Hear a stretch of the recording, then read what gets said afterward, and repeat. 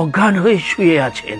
আমি একটা কাজ সেরে ওই রাস্তা দিয়ে ফিরছিলাম, আমাকে দেখে ওটা পালিয়ে যায়। আমরা ওনাকে নিয়ে এসেছি। আপনি কিছু করুন ডাক্তার দিদি। ঠিক আছে, আপনারা এখানে দাঁড়ান, আমি দেখছি। এবার এবার তোকে কে বাঁচাবে আমার হাত থেকে? হ্যাঁ, কি ভেবেছিলি তুই আমার এতদিনের ব্যবসা নষ্ট করবি? আমার লোকজনের উপর নজর রাখা? আজ তোর শেষ দিন। শিকারী এবার নিজেই ফাঁদে।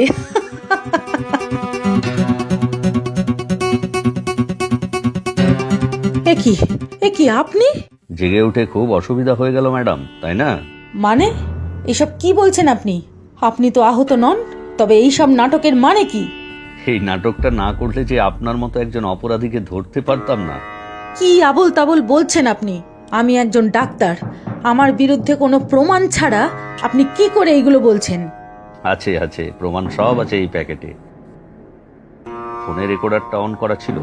আপনি আমাকে অজ্ঞান ভেবে যা যা বলেছেন সব রেকর্ড আছে। আর আপনার সাজানো ড্রাকুলা আপাতত থানায়, বাকি কথা সেই বলবো।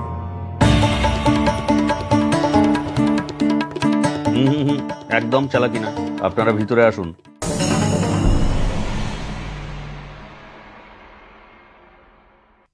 আসুন আসুন স্যার, আসুন। আপনাকে যে কি বলে ধন্যবাদ দেব স্যার। কিন্তু ডাক্তার দিদি, এখনো যে বিশ্বাস হচ্ছে না। আমিও প্রথমে বুঝিনি, কিন্তু কয়েকটা প্রমাণ হাতে আসার পর নিশ্চিত হলাম। আপনাদের ডাক্তার দিদি ডাক্তারির আড়ালে বেআইনি অঙ্গ প্রত্যঙ্গ পাচার চক্রের সাথে যুক্ত ছিলেন। এই যে কল্পনারও অতীত। আমি প্রথম দিন বটতলায় খোঁজাখুঁজি করতে গিয়ে পোড়া বিড়ির টুকরো পাই। তখনই নিশ্চিত হই এ কোনো মানুষের কাজ। ড্রাকুলা বা পিশাচ সে যে ভয় দেখাচ্ছে, কিন্তু কে বা কারা তখন বুঝিনি। কি করে বুঝলেন স্যার? একদিন বাড়ি ফেরার পথে বটতলায় একটা লোককে দেখি ঝোপের আড়ালে কিছু করছে। আমাদের দেখে কোনোভাবে পালিয়ে যায়। যে জায়গায় লোকটি ছিল সেখানে কিছু ওষুধের অ্যাম্পিউল শিশির সিরিজও দেখি।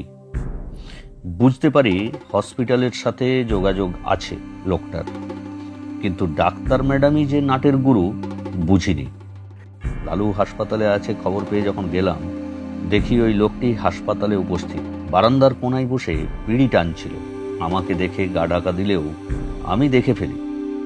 লালুর সাথে কথা বলতে দিতেও নীলিমা দেবীর আপত্তি দেখে বুঝলাম কিছু একটা গন্ডগোল আছে। লালুর কাছে শুনলাম যখন ওর উপর হামলা হয়েছিল তখন ও একটা মিষ্টি গন্ধ পেয়েছিল। গন্ধ? হ্যাঁ, ক্লোরোফর্মের গন্ধ। ওই লোকটি ড্রাকুলা সেজে পথ চলতি লোকের উপর হামলা করত। লোকে ভয়ে দিক বিদিক শূন্য হয়ে গেলে তখন ক্লোরোফর্ম মুখে চেপে অজ্ঞান করে হাসপাতালে নিয়ে যেত। তারপর শরীরের অঙ্গ প্রত্যঙ্গ বার করে বিদেশে পাচার করে দিত। আর তারপর পুরো দেহটা ছিন্ন বিচ্ছিন্ন করে ঘাড়ের কাছে দুটো ক্ষত করে ফেলে দিয়ে যেত, যাতে সবাই ভাবে পিশাচ রক্ত মাংস খেয়ে ফেলে দিয়েছে। আর সবই হতো আপনাদের ওই ডাক্তার দিদির নির্দেশে।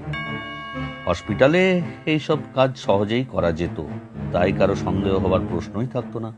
কি সর্বনাশ! লালুর মুখে গন্ধের কথা শুনেই আমি দুয়ে দুয়ে চার করি।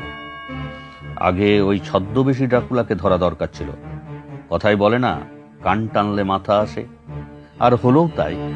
উনি আপনাদের বিশ্বাস, ভালোবাসা, সম্মান আদায় করেছিলেন যাতে ওনার উপর কেউ সন্দেহ না করে।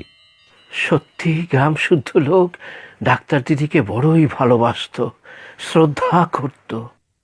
তাহলে আজ আমি উঠি। আপনাদের গ্রাম এখন বিপদমুক্ত, আর কোনো ভয় নেই। আপনি যদি আরো কয়েকদিন থাকতেন। না মোড়ল মশাই, এখানকার কাজ শেষ। অন্য কোথাও অন্য কোনোখানে অনেক কাজ